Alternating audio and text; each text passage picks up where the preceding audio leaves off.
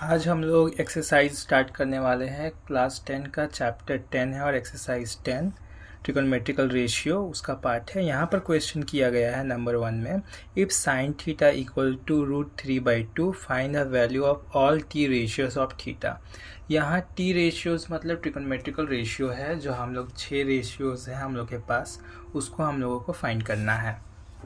तो हम लोगों को क्वेश्चन में दिया हुआ है कि अगर साइन थीटा लिख देते हैं, if sine theta equal to √3/2 है, तो हम लोगों को सारा वैल्यू ही पूरा ट्रिगोनोमेट्रिकल सारा रेशियोज हम लोगों को फाइंड करना है। तो हम लोग यहाँ पर देख रहे हैं साइन थीटा इक्वल टू √3/2 दिया हुआ है, मतलब कि एक रेशियो हम लोगों को गिवन है। अब इसके बाद हम लोग दूसरे बाकी 5 रेशियोज को फाइंड करने वाले हैं। ठीक है, तो देखिए सॉल्यूशन स्टार्ट करते हैं। देखिए साइन थीटा इक्वल टू √3/2 है, तो हम लोग जानते हैं साइन थीटा को हम लोग P/H लिख सकते हैं, मतलब परपेंडिकुलर बाय हाइपोटेनस हम लोग लिख सकते हैं इसे। और ये परपेंडिकुलर बाय हाइपोटेनस कैसे आया? ये आया है पंडित बद्री प्रसाद हर बोल वाले कॉन्सेप्ट से। मैंने इसे अपने प्रीवियस वीडियोस में इसके बारे में बता के रखा हो, आप उसे देख सकते हैं। तो देखिए यहाँ पर हम लोग को मिला क्या, यहाँ पर हम लोग को P का वैल्यू दिया हुआ है वो है √3 और H का वैल्यू है यहाँ पर 2। हम लोग को B का वैल्यू नहीं गिवन है, तो उसे हम लोग को B का वैल्यू फाइंड करना है, मतलब कि पाइथागोरस थ्योरम अप्लाई करना होगा। तो हम लोग राइट एंगल ट्रायंगल बनाते हैं। ठीक है, ये 90 डिग्री का है, ये A लिखते हैं, BC, और ये थीटा हम लोग डिनोट करते हैं, थीटा डिग्री के एंगल से डिनोट करते हैं। तो यहाँ पर हम लोग को क्या बोला है? P, इसे बोलते हैं परपेंडिकुलर, इसे बोलते हैं बेस, और इसे बोलते हैं हाइपोटेनस। तो हम लोग यहाँ पर देख रहे हैं, हम लोग को परपेंडिकुलर दिया है √3 और हाइपोटेनस हम लोग को दिया है 2। हम लोग को बेस नहीं गिवन है, बेस ही हम लोग को फाइंड करना है। तो बाय पाइथागोरस थ्योरम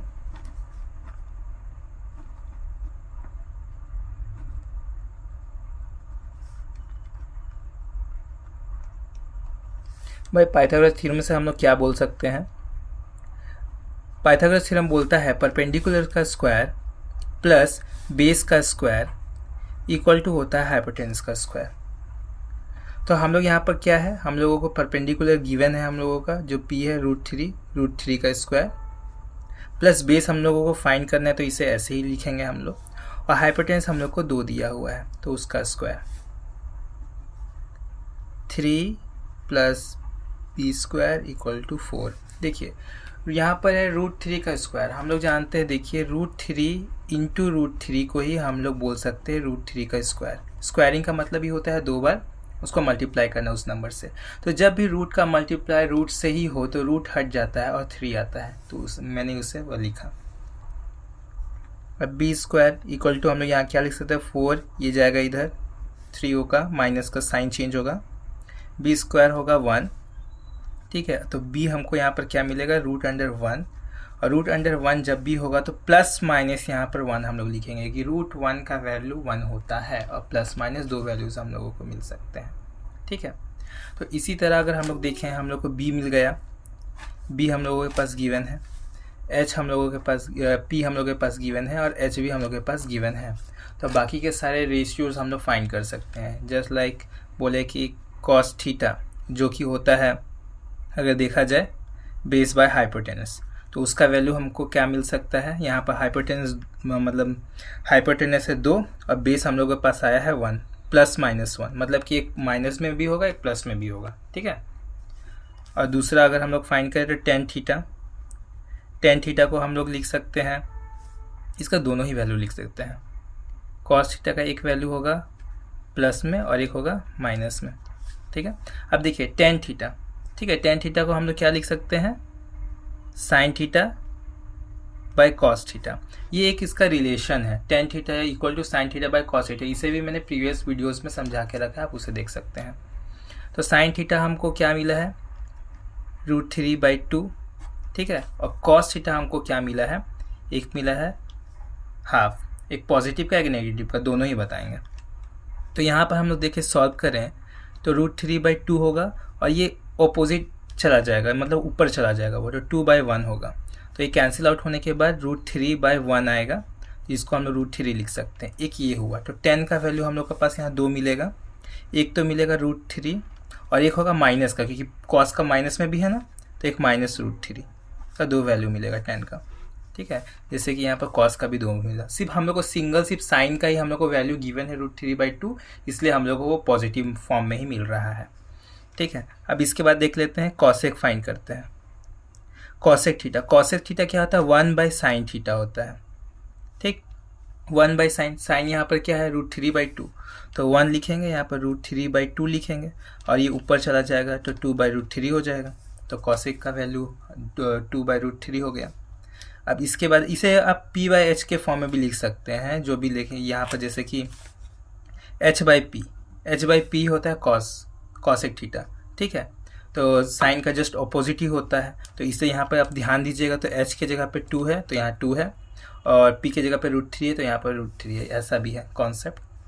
और उसके बाद हम लोग क्या हो गया, कॉसेक हो गया। अब हाँ, सेक थीटा, सेक थीटा क्या होगा, 1/cos थीटा। कॉस का हम लोग को 2 वैल्यू मिला है, एक हाफ है ये। ठीक है, और इसका कॉस को हम लोग इस फॉर्म में भी लिख सकते हैं, अगर देखा जाए तो कॉसेक कॉस सेक को हम लोग लिख सकते हैं, उसका कॉस का ऑपोजिट ही हम लोग लिख सकते हैं। तो हम लोग यहाँ पर क्या लिख सकते हैं, h/b भी लिख सकते हैं। इस फॉर्म में लिखे या इस फॉर्म में लिखे, बात बराबर है। ठीक है, तो हम लोगों को हाइपोटेनस क्या मिला है, हाइपोटेनस हम लोगों को मिला है 2, और यहाँ पर बेस हम लोगों के पास क्या है, बेस हम लोगों ने निकाला है +-1। ठीक है, तो इसका 2 वैल्यू यहाँ पर भी हम लोग को मिल जाएगा, एक प्लस में, ठीक है, और एक माइनस वाले फॉर्म में। इसको हम लोग लिख सकते हैं 2 और -2। ठीक, अब इसके बाद आ जाता है कॉट थीटा, हम लोग लिख सकते हैं 1/tan थीटा। ठीक, या तो इसको हम लोग, अगर आप इसको सॉल्व नहीं करना चाहते हैं, क्योंकि हम लोग को 10 का वैल्यू लिखना पड़ेगा √3, अगर इसको नहीं सॉल्व करना चाहते आप डायरेक्ट उसका फॉर्म लिख सकते हैं, मतलब कि b/p लिख सकते हैं। तो यहाँ पर b हम लोग के पास +-1 आया है, और यहाँ पर p हम लोग के पास है √3 है, सॉरी। तो इसका भी हम लोग को 2 वैल्यू मिल जाएगा, एक माइनस में मिलेगा, एक प्लस में मिलेगा। तो हम लोगों ने यहाँ पर सारा ही ट्रिगोनोमेट्रिकल रेशियो जो है फाइंड कर दिया है हम लोगों ने। इसी तरह आप सारे ट्रिगोनोमेट्रिकल रेशियो फाइंड कर सकते हैं।